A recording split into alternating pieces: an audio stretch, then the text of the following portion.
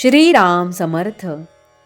श्रोते हो, आपण ऐकत आहात श्री गोंदवलेकर महाराज यांचे प्रवचन.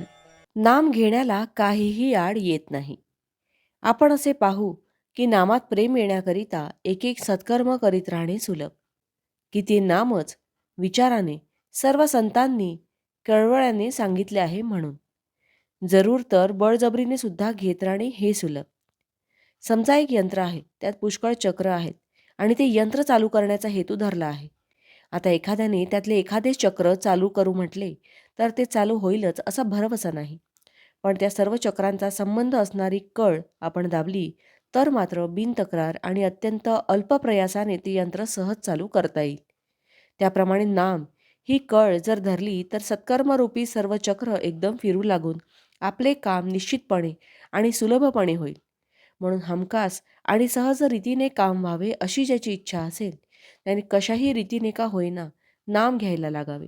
नाम घ्यायचे एकदा पक्के ठरवले म्हणजे काहीही आड येत नाही.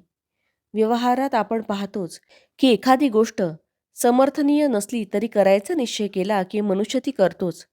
मग नाम घेण्याचा जर निश्चय केला तर का नाही होणार? काहीही केले तरी शेवटी नामाशिवाय गत्यंतर नाही. तर मग ते घेण्यास विलंब किंवा चालढकल करण्यात काय अर्थ आहे? म्हणून कोणत्याही तऱ्हेच्या शंका कुशंका न घेता कशाही तऱ्हेने पण नाम घेत राहावे हे उत्तम. म्हणजे विनाकारण काळ फुकट घालवला अशी पश्चातापाची पाळी येणार नाही. जग हे अनेक मोहक वस्तूंनी भरले आहे. त्या वस्तू आपण पाहिल्या किंवा नुसत्या ऐकल्या तरी हव्याशा वाटतात आणि त्या मिळवण्याचा आपण प्रयत्न करतो. म्हणून देवाजवळ आपण अशी प्रार्थना करावी की देवा, मोहक वस्तू मला दाखवूच नको, कारण माझी इच्छा तिकडे जाईल आणि मी फसेल.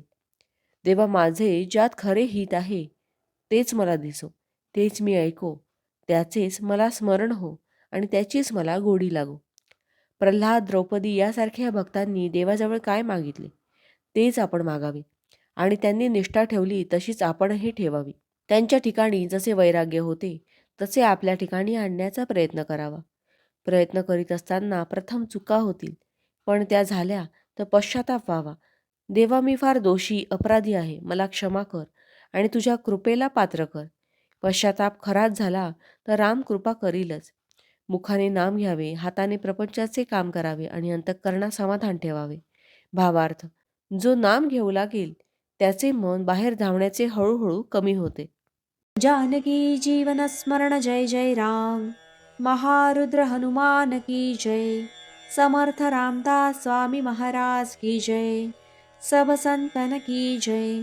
श्री अनंत कोटि ब्रह्मांड नायक राजाधिराज सच्चिदानंद सद्गुरु श्री ब्रह्म चैतन्य महाराज की जय. जय जय रघुवीर समर्थ. आता आपण 13 वेळा नामस्मरण करूया. श्रीराम जय राम जय जय राम. श्रीराम जय राम जय जय राम. श्रीराम जय राम जय जय राम. श्रीराम जय राम जय जय राम. श्रीराम जय राम जय जय राम. श्रीराम जय राम जय जय राम. श्रीराम जय राम जय जय राम. श्रीराम जय राम जय जय राम. श्रीराम जय राम जय जय राम. श्रीराम जय राम जय जय राम. श्रीराम जय राम जय जय राम. श्रीराम जय राम जय जय राम. श्रीराम जय राम जय जय राम. जय श्रीराम.